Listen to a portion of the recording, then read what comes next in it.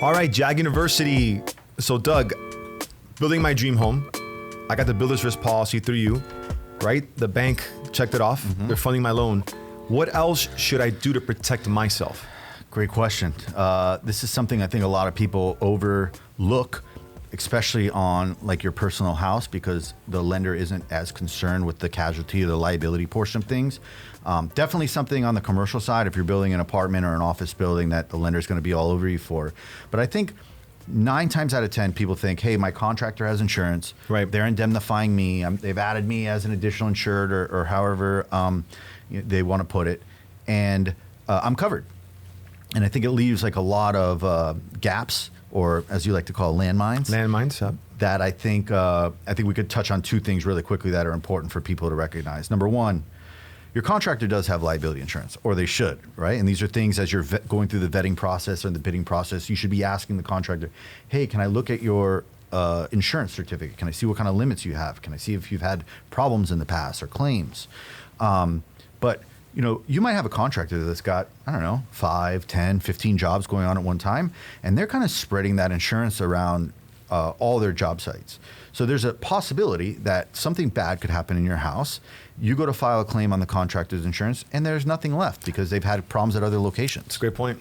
So that's the first thing. So I think it's the way to mitigate that is that you as a homeowner can buy a fairly inexpensive policy to act almost like a gap policy between, if the contractor's insurance, either is exhausted or expired or for whatever reason, your policy will act secondary to the contractor's policy, but at least know that you and your family have coverage. So what most people do is they'll buy, prepping up, let's just say we bought a piece of land, we'll have a vacant liability policy. Yep. Right?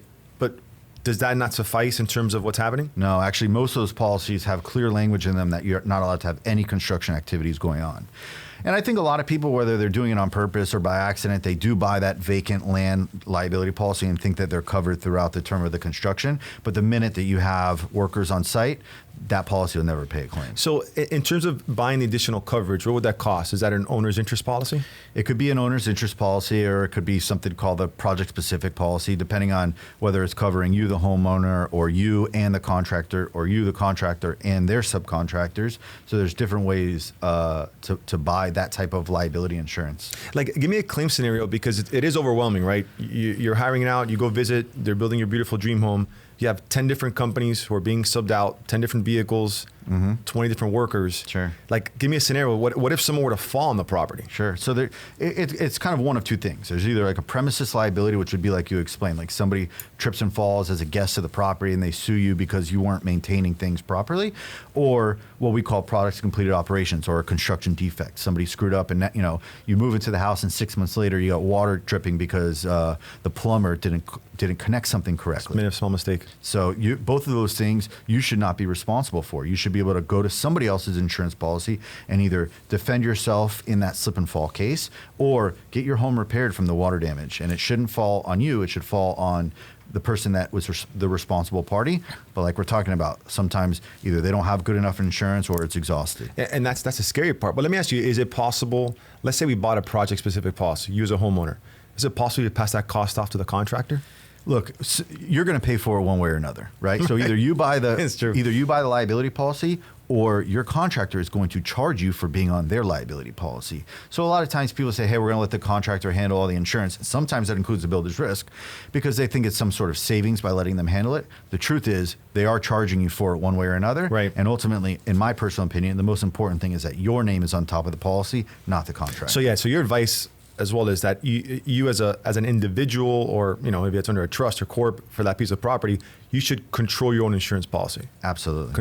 It basically eliminates any sort of errors that are really going to be out of your control, right? Right. And you just want to know that the policy is going to be there and active when you need it. The people, perhaps the subcontractor didn't pay their insurance bill that month, or like we were talking about before, maybe they've had claims at other locations and they had $1 million of insurance and now it's all gone because they used it somewhere else. Yeah, I mean, and I would just, to piggyback on that, when you're bidding out these projects, and I think that's kind of a little litmus test as well, is ask the actual contractors for their insurance. Yep. If they kind of push back on you, I mean, these are just conversations. It's just like anything else. It's like moving into a building and asking for a COI, right? I'll tell you why it's correct. I'll tell you why it's important for you to ask a contractor, because the insurance company is going to ask us. And you have to ask yourself, why does the insurance company want to know about the loss history of the contractor? Because they want to know, hey, are they sloppy? Are they careless? Are they not taking care of things? Or, hey, are they kind of like are they using the insurance policy as a piggy bank rather than solving problems on their own? So if you look at the loss history of your contractor, it's going to give you a really good idea of what kind of work they do. So one thing we haven't mentioned yet is, how do you also cover the landmine, right, for the workers' comp for everybody on that piece of property? Sure. So, I mean, outside of, like we're talking about, either a slip and fall or a construction defect, your biggest concern as a property owner, personal or commercial, is a worker getting hurt on the job. Unfortunately, these things happen quite often. And ultimately, somebody's going to be responsible for the medical bills and the loss of wages for that employee that got hurt. Depending on what state you're in, every state has different requirements for workers' comp, and specific for the construction industry. You need to make sure that your contractor, number one, has proper workers' comp. Preferably that they've purchased it directly from an insurance company and not through an employee leasing or a PEO company. That's important because the subcontractors are bringing on the job need to have workers' comp too. If their workers' comp fails, and generally it's only failing because they didn't pay the bill. Right. Workers' comp technically don't even need to be written correctly in that they've used the correct payroll or classifications. If there's a policy in place that's going to pay the claim. But if it's not in place at all, and unfortunately there's a lot of subcontractors that kind of cut corners on buying insurance because it becomes one of their biggest expenses. If the subcontractor doesn't have workers' comp, it'll fall onto the GC. If the GC doesn't have it, it falls onto the homeowner. So you want to create as many stops in between you as the homeowner or the building owner and the injured party to make sure that somebody is picking up that bill before, and so that you're not. So when you get into it, because the insurance landscape sometimes makes it almost impossible for contractors to buy standalone or a private carrier. They got to go to kind of the PEO type model. I mean, is there anything additional you can do to help mitigate that? It's like you said, it's sometimes they have to go through a PEO or employee leasing company. They either can't find it on their own or it's too expensive. It's just making sure that everybody that's on the job site is listed on a PEO policy, and that they're not hiring subcontractors that don't have workers' comp. You can, especially on smaller jobs, mitigate that entire process by just keeping those checks and balances.